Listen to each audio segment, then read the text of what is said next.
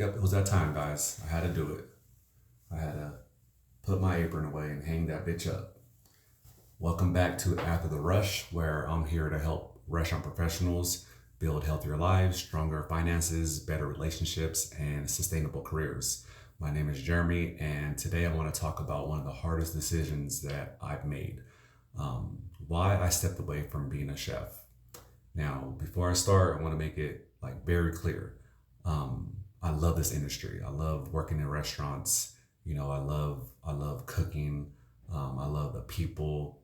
I just love being in that surrounding. I love the rush it gave me every single day. There was something new, as we talked about in the last video. There was always a new challenge for me.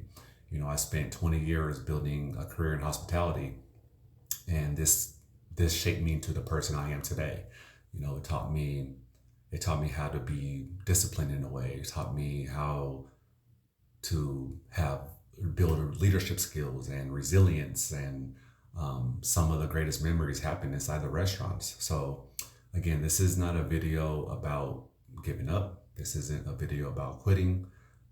This is a video about me choosing myself and my future and my health.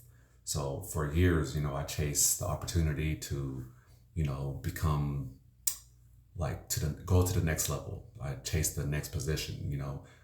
Next position is usually higher pay, but that usually comes with more hours and more responsibility. The next challenge I chased, the next level. Working your way up from prep cook all the way up to sous chef, chef de cuisine, executive chefs, all the above. So many different tiers that you could get into as a cook. So and like most of you in the industry, I told myself once I reached the next goal, life would finally slow down, but it never did. The hours, that shit just got longer. The responsibility, that shit got heavier. The stress definitely increased. And somewhere along the way, you just stop checking in with yourself. And I was focused on taking care of the restaurants, taking care of the guests, and taking care of them, taking care of the team, that I wasn't taking care of myself and my family. And that's a dangerous place to be, because burnouts, they don't happen overnight. It happens little by little. One missed workout, one skipped meal, one sleepless night, one stressful week, one missed family event, one sacrifice after another. That shit just piles up and piles up. And if you don't know how to and learn how to deal with it, and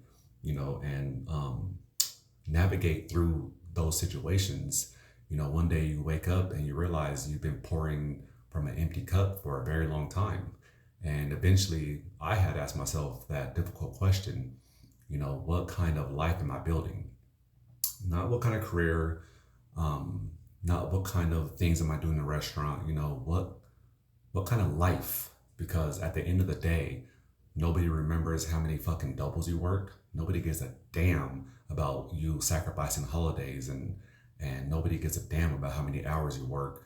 Guests just want the food. Guests just know that someone's going to be there cooking for them and running that shit. But your body definitely remembers. Your family remembers that. And I realized something. I realized that if I wanted to become the best version of myself, I needed to create space and growth outside of the kitchen.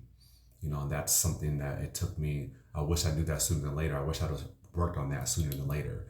I needed time to focus on my health. Time to focus on my future. Time to focus on becoming a better father, a better man.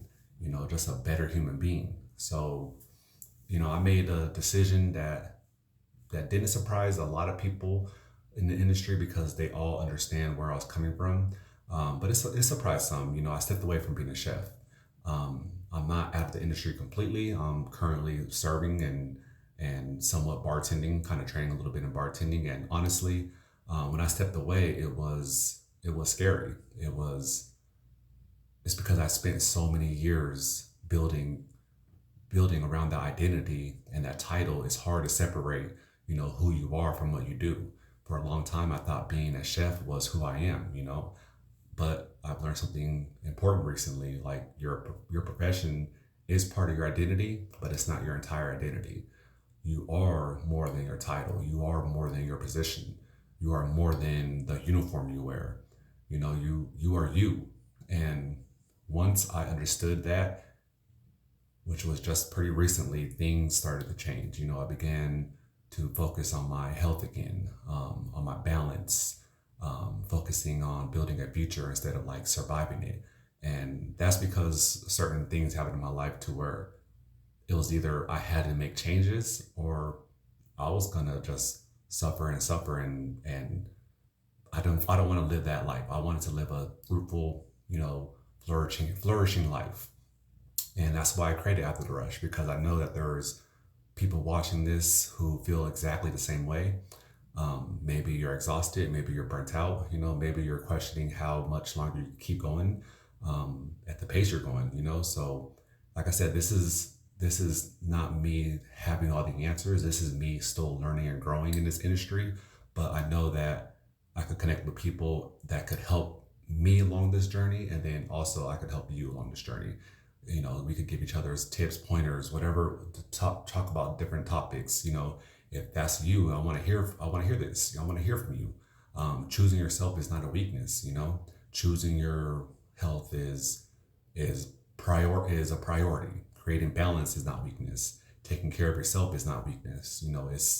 It's wisdom. It's wisdom that I wish I had 10, 15 years ago. And sometimes the strongest things you could do is admit that something needs to change. It might be hard and scary to say that at first, but it's true. Now that doesn't mean you have to like leave the industry.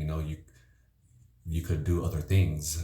It doesn't mean you have to quit your job tomorrow, but it does mean you should start asking yourself some honest questions. Honest questions are you taking care of yourself? Are you happy? Are you healthy?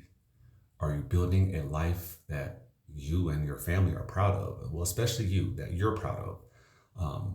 Or are you simply surviving? Because you deserve more than survival. We all do. We deserve a actual life. So before I let you go, I want to challenge you.